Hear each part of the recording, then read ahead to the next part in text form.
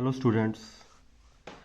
आज हम plus two class के डिटर्मिनेंट्स के कुछ शॉर्टकट करेंगे जो आपको एग्ज़ाम में काम आएंगे एमसीक्यू के लिए।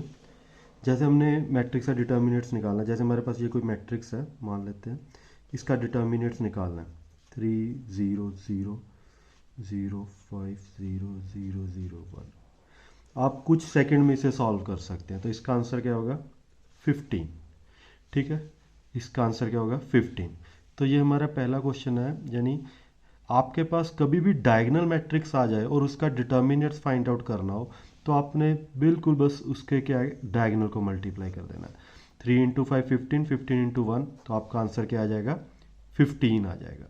ठीक है, जब भी आपके पास कोई भी डायगोनल मैट्रिक्स हो और कोई भी एलिमेंट हो, ठीक है, जैसे हम कुछ भी ले लेते हैं 3 0 0 0 -1, तब भी हमने क्या करना है, सिर्फ डायगोनल को मल्टीप्लाई कर देना। 3 इंटू 2 6, तो ये हमारे पास क्या आ जाएगा -6 इसका आंसर आ जाएगा। ठीक है, और सेकंड है हमारे पास, जैसे कोई भी क्वेश्चन है, जैसे ये देखो 12 12 13, ठीक है, 0 2 0 0 0 -5।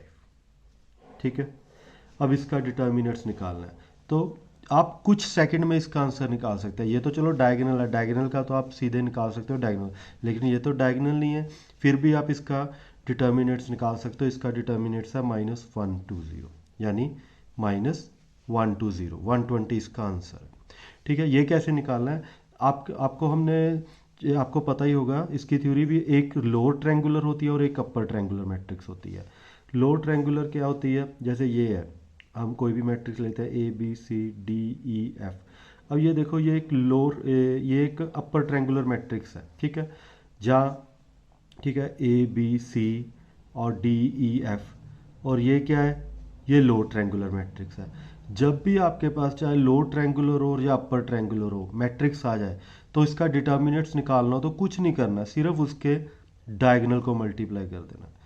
डायगोनल को मल्टीप्लाई कर दो, आपका आंसर। हमने भी यही किया। यहाँ देखो, यहाँ अपर ट्रायंगुलर मैट्रिक्स है, ठीक है, यहाँ 3 0 बन रही है, तो हमने क्या किया, 5 इंटू 2 10, 10 इंटू 12 120, और एक नेगेटिव का साइन आ रहा है, तो हमारे पास आंसर क्या आ गया -120, इसका आंसर आ गया। ठीक है, एक दो क्वेश्चन और करके देखते हैं। अब इसका डिटर्मिनेंट्स निकालना है हमने। ठीक है, जैसे हमने, हमारे पास एमसीक्यू आएंगे, ठीक है, क्वेश्चन पेपर में। अब अगर हमें इसका शॉर्टकट पता हो तो हम कुछ सेकंड में इसका डिटर्मिनेंट्स निकाल सकते हैं। ठीक है, इसका डिटर्मिनेंट्स होगा 0।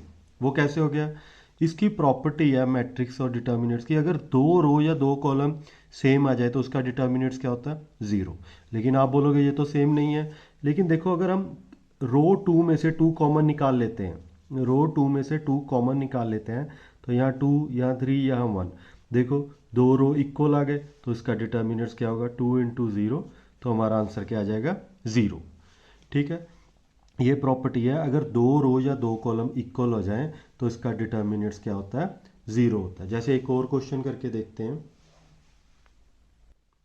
अब डिटर्मिनेंट्स निकालना है XYZ ABC x plus A Y plus B Z plus C. अगर हम डिटर्मिनेंट्स निकालने लग जाए हमारे 2-3 मिनट लग जाएंगे, लेकिन इसका आंसर भी क्या है 0। कैसे, अगर हम कॉलम 1 और कॉलम 2 को ऐड कर देते हैं, C1 प्लस C2 कर देते हैं, तो देखो हमारे पास क्या हो जाएगा x plus A Y plus B और z प्लस सी। ABC यहाँ भी x plus A Y plus B और z, देखो दो कॉलम सेम आ गए, तो इसका आंसर भी हमारे पास क्या है 0 है। ठीक है, आप ये कुछ प्रॉपर्टी याद कर लो, आपके एग्ज़ाम में काम आएंगी। लेकिन अब हम आपको एक और शॉर्टकट बताएंगे ए इनवर्स का, क्योंकि ए इनवर्स ज़्यादा से ज़्यादा पूछा जाता है आपको और उसमें टाइम भी लग जाता है, लेकिन हम आपको शॉर्टकट्स खाते हैं उसका। अब हमारे पास क्वेश्चन है, हमने इसका ए इनवर्स निकालना है। ठीक है, ए इनवर्स का वैसे आपको फॉर्मूला पता होना चाहिए, वो क्या है 1 डिटर्मिनेंट्स इनटू एडजॉइंट ऑफ ए।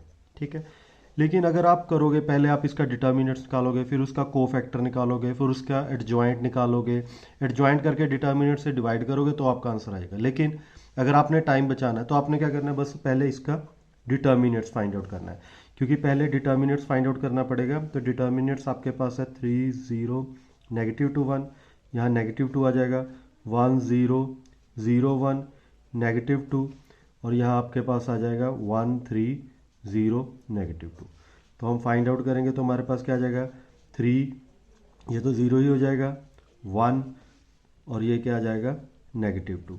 तो 3 -2 +4 4 + 3 7 - 2 5। तो डिटर्मिनेंट्स आ गया 5। ये नॉट इक्वल टू 0 तो इट मीन्स इसका ए इनवर्स एग्जिस्ट करेगा। अब ए इनवर्स निकालने के लिए हम क्या करते हैं कोफैक्टर निकालते हैं, लेकिन नहीं, शॉर्टकट में हमने क्या करना है, जो मैट्रिक्स है उसे एज इट इज लिख दो।